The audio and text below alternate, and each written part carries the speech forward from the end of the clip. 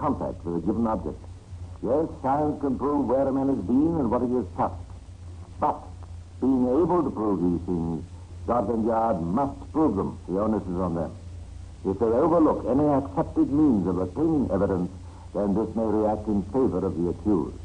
That is why this seeming paradox of the advance of scientific crime detection adding to Scotland Yard's responsibility is not a paradox at all. After that, I expect you're wondering what I've got for you this week. Well, what would you like? I've got here a true story of war and bombs and air raids and last-minute escapes, illicit love and passion and jealousy, broken-hearted woman, incriminating love letters, and a fight to the death between two men. A little dull, do you think? Well, let's say a trifle colorless. Anyway, we've got a courtroom scene. The protagonist of this story is still alive. He is a captain in the Polish army. We must respect his anonymity, so I've called the story The Case of Captain X.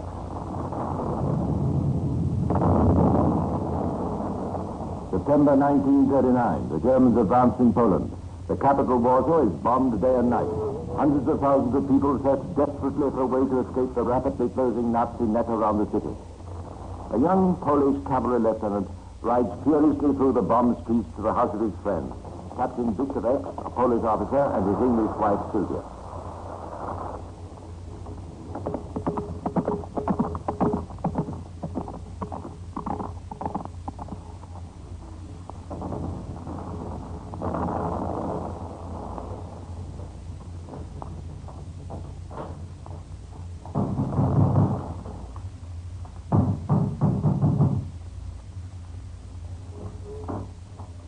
Yes? What is it? Sylvia, did you die? Stanislav. Oh, Stanislav. Oh, my dear friend, I'm so sorry. It's so dark in this bomb. I'm so sorry. Please come in. Thank you. I may only stay 1 moment. Oh, you're alone now? I was hoping you were going to keep me company during this awful bombing. But your husband, Victor, he is not here with you? Less, no. My cousin's at the wars, Lieutenant. But that cannot be. Our entire division is in, how you say, blood. It has become everyone for himself. Don't prepare. Perhaps they needed an escape. Oh, but anyway, I must wait for him here. No, you cannot do this. That is why I've come. As your friend and Victor's friend, I cannot leave the country without seeing that you are both able You're leaving the country?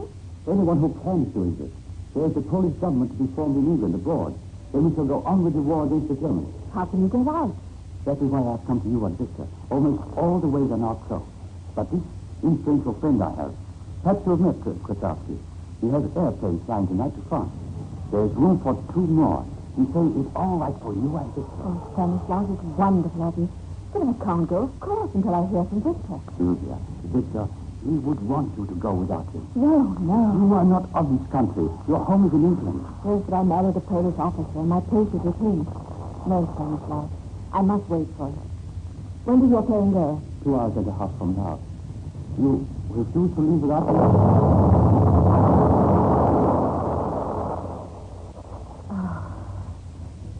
Listen, Stanislav, he may come tonight. If he comes before the plane leaves, I'll bring him to the airport and we'll join you. Is that all right? This is the way you perhaps lose your only chance of escape. That's a risk I'll have to take. He may turn up. Au revoir, Stanislav. And thank you so much for coming. Sophia, please think it over. Come to the airport in time. I must go now. Goodbye.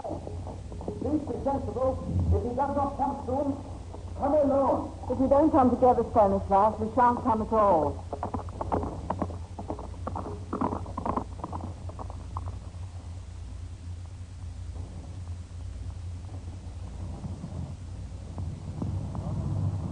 Lieutenant, we cannot wait much longer for these friends of yours. Just a few minutes, Mr. Kretowski. Just a few minutes. A few minutes. A few minutes. That is how the hours go by, and then we shall have lost any chance of getting out. Look, over there. Isn't it a car? Oh, it's the last car in Warsaw. It is. You're right. Stanislav, we've come. Mr. Case, do not be late. Hurry, please, madame. You may talk in the plane. We have not much time. Please be careful how you speak to my wife. If you don't like the way I speak to her, you needn't come, please. Our nerves are all on edge. Well, Captain, it's up to you. Are you coming or staying? Coming. All right, then. All aboard, as you say in England, madame. Is that right? That's right. All aboard. Goodbye, Walter.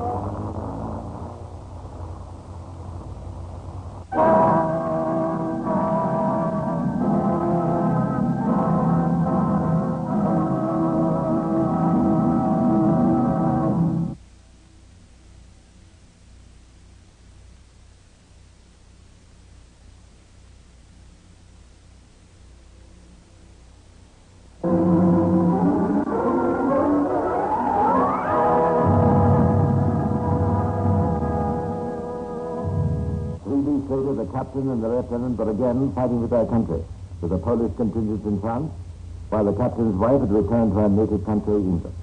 A year after their escape from Poland, these three people had again been reunited in London. France had fallen, the two men had fled to England, and the captain and his wife were living in cheap lodgings in the Victoria district of London. That autumn, the great city was undergoing the same type of aerial bombardment that Warsaw had suffered a year before. But in the captain's life, there was domestic war as well.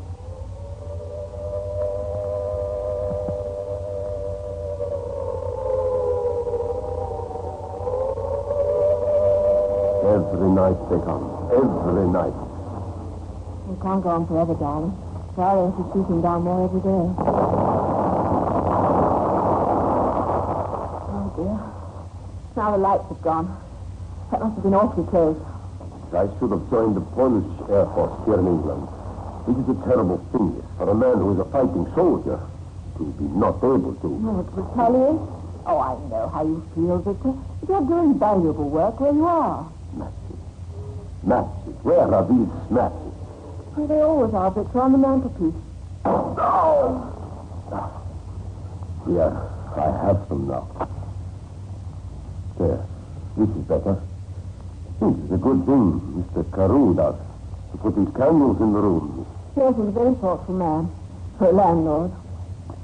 But what is this? This is a badge. Polish badge. Not mine. Oh, there. That must belong to Stanislaus. Stanislaus? You have been seeing him. Oh, yes. As a matter of fact, I have. But why? Why did you not tell me? I would like to see him too. Well, you see, Victor... Oh, well, I suppose we might as well know now as later. What is this? What thing must I know? Stanislaus and I... Well? Come, talk, please. What is it? We're in love.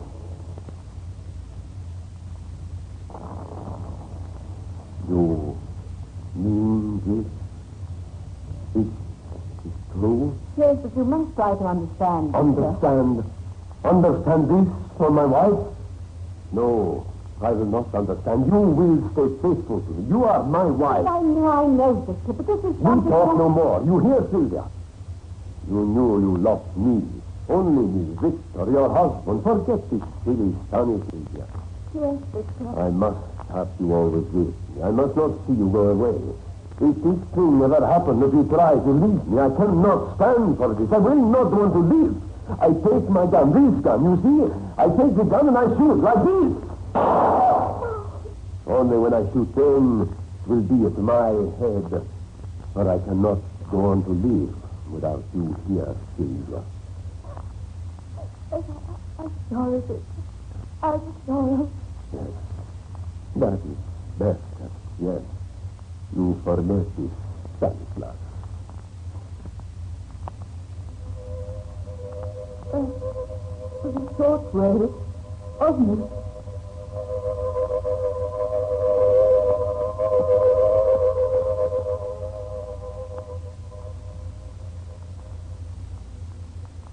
But this was by no means the end of the trouble. The young lieutenant continued his attentions to Sylvia, and she was not strong-willed enough to break with him.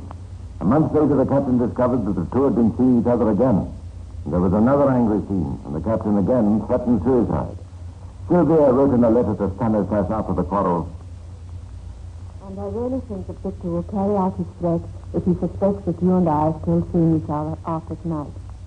Dearest Stanislaus, I don't know what I should do. Oh, I'm happy, Sylvia. You say in your letter, you do not know what it is you must do. If you love me, this thing should be easy to decide.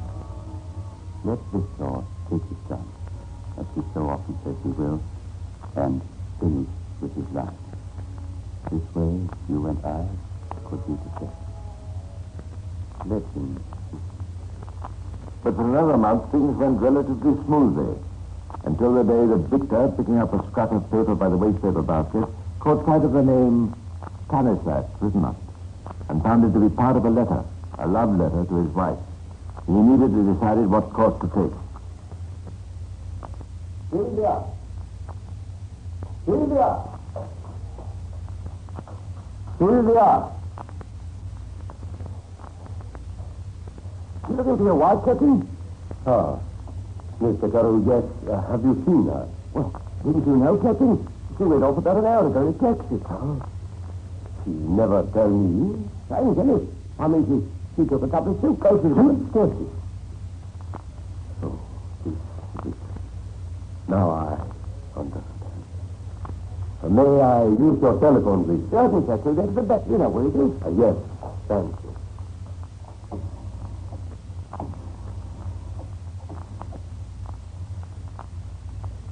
Hello? Stanislas? Yes. Hello, Victor. I wish to see you, please. Here, at once. You can come? Yes. Yes. Very well, Victor. I come at once. Now, we shall see.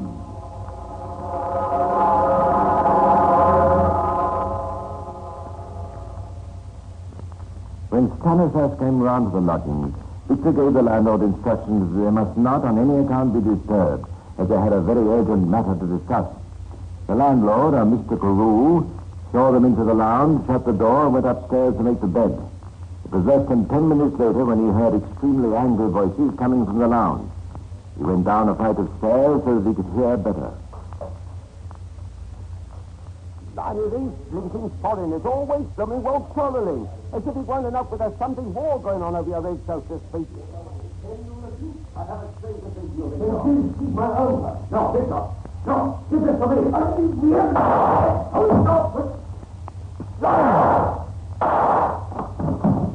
Captain! Lord, what have you done, Captain? He's scared, isn't he? It was accident.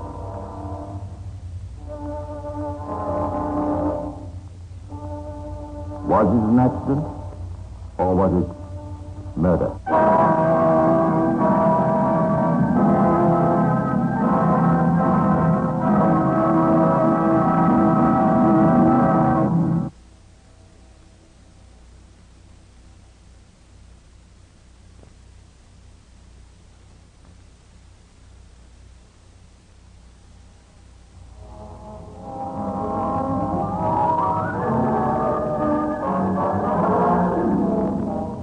When Mr. Carew opened the door of the lounge, the scene that met his eyes seemed to speak for itself. In the armchair facing the window lay the lieutenant, obviously dead. Facing him with a smoking revolver in his hand stood the captain. Oh, what have you done, Captain? He's dead, isn't he? It was accident. Well, I'm afraid you'll have to tell that to the police. I'm all against having them here, but I'll have to call them. Oh, Lord, nothing like this ever happened to me before. It was accident. Yes, well, you better stay here and don't move anything. I've always read you must never move anything when things like this happen. To think that something like this could happen in my house. It was not long after that Detective Inspector Wimpole arrived on the scene. His investigation revealed that the revolver had been fired 3 times. 2 shots had been fired into the body of the lieutenant and 1 in exactly the opposite direction. The bullet mark being found near the window facing the victim. It was also found that the captain's cigarette case was lying in the armchair. But it was quickly realized that the relative positions of the 2 men would probably have changed during the course of their discussion. Detective Inspector Wimpole now asked the captain to explain what had happened. It is accident while we fight.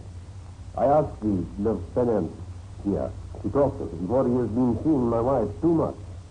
Perhaps he ran away with him. He comes. I asked him to stop seeing my wife. He said no. I asked again. He said no again. I then take my gun and say I no longer wish to live. He come at me and take the gun from my hand. Then he shoot at me. The bullet is there by the window. So I fight with him for the gun. While we fight, the gun fires twice. Stanislas falls into armchair. He's dead. It was accident, Inspector. I see. Thank you, Captain. You've been most helpful. I'm afraid I shall have to ask you to remain in the building, perhaps upstairs in your room, while I complete my investigation here. I stay in my room. Oh, and would you send the landlord in to see me, if he's out there? I do this. Quarrel. Captain threatens suicide. Lieutenant takes gun, fires once. Then struggle. Then 2 shots, both at the lieutenant. He falls. You wanted to see the Inspector? Oh, yes. You're the landlord? That's right, Inspector. Carew's the name. Harry Carew. Now, Mr. Carew, whereabouts in the building were you when this quarrel was taking place? No, sir. At first, I was upstairs making a building. Anyone with you? No, sir. I'm all alone here. No help these days. Now, before the war... You were making the bed. Oh, yes, sir. Then I heard the shouting from down here. The captain's voice and the chap what got killed. Real loud their voices was. So I thought I'd better see that nothing serious was happening. I got down one flight of stairs. Could you hear what the voices were saying? I heard the lieutenant shout, "Give it to me," twice. And then there were 3 shots. But they didn't come together, did they? How do you mean, Inspector? The shots weren't together, were they? There was a pause between the first and second. No, Inspector. 3 shots in a row. Bang, bang, bang. Are you positive? Positive, Inspector. Go on. Well, I go downstairs then and know. And when I open the door, I see the captain standing there with a gun still smoking in his hand, and the lieutenant in the chair. Detective Inspector Wimpole realized that the case was not as clear-cut as he first imagined. Either the captain was lying and the gun had gone off 3 times in rapid succession, or else Mr. Carew's memory was inaccurate, and there had been a lapse of time between the first and the second too. For the moment, it was the word of the Polish officer against the word of the landlord. But it was not long before the scales dipped heavily on one side. Sir Bernard Spilsbury, the famous Home Office pathologist, conducted the post-mortem examination. His findings and his opinion as to what had occurred were to prove the most important factors in the case. Of the 2 shots that entered the body of the deceased, the first penetrated the heart and was undoubtedly the cause of death.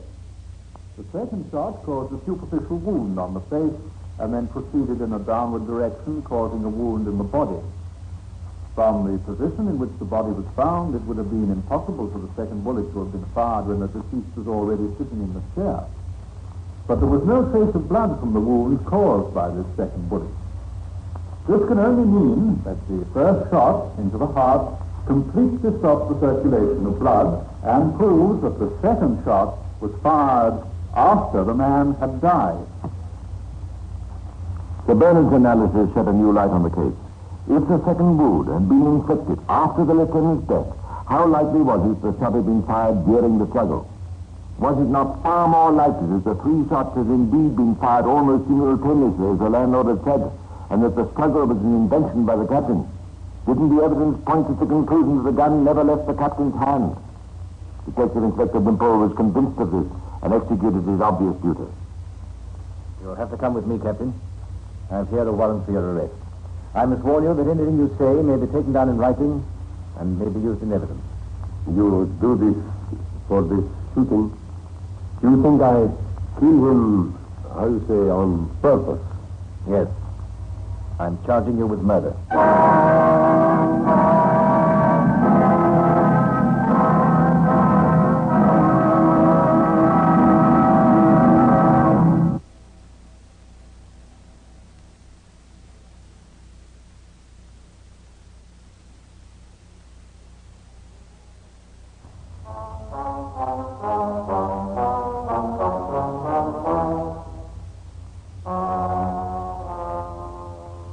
It was after the captain had been committed for trial at the Central Criminal Court of the Old Bailey that Sir Patrick Hastings was put in charge of the defense.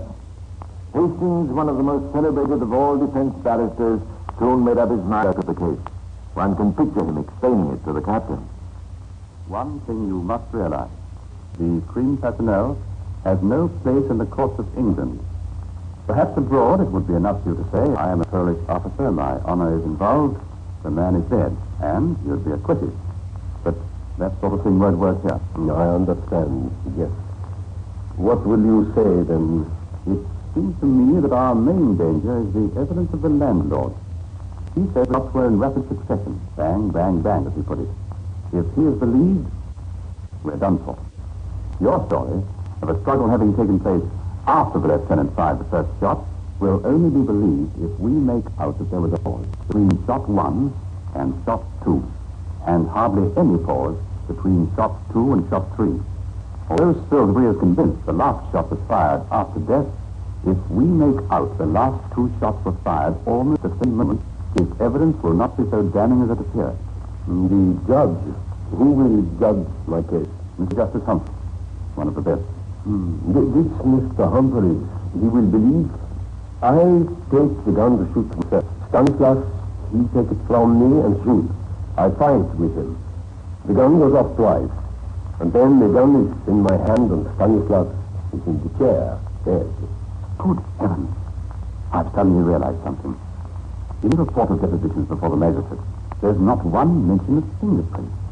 Don't you see? If your story is true, then both your prints and the lieutenant's will be on that gun. For you say you both handled it. And this was found, both our fingerprints were found on the gun? That is what I'm going to find out.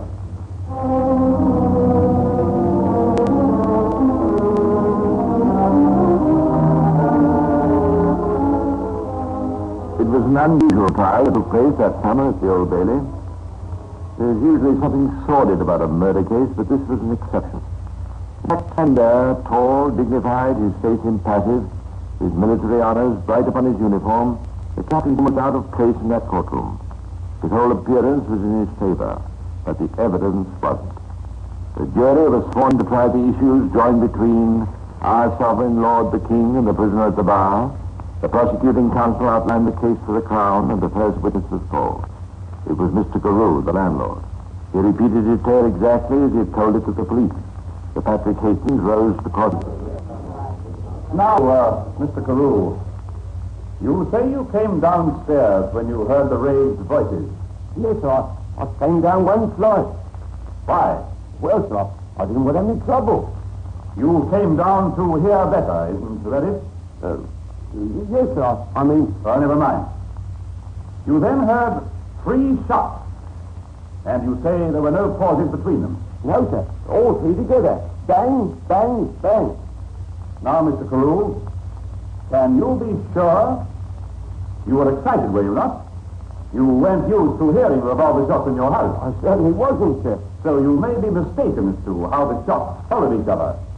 I remember it perfectly, sir. They went bang, bang, bang. I see. Then you went into the room and saw the scene that you have described to me. What were the first words the captain said? He said, it's an accident. You then phoned the police. Yes, sir. Then what did you do? I went up to finish the bed. I beg your pardon. I went upstairs to finish making the bed. It was certainly not a very material point, but it seemed to make some effect in court. Perhaps most of us would not be in the mood to make beds just after discovering a dead body. The next witness to the prosecution was Sir Bernard Spilsbury. He was emphatic in his opinion that the final shot could not have been fired in the course of a continuing struggle.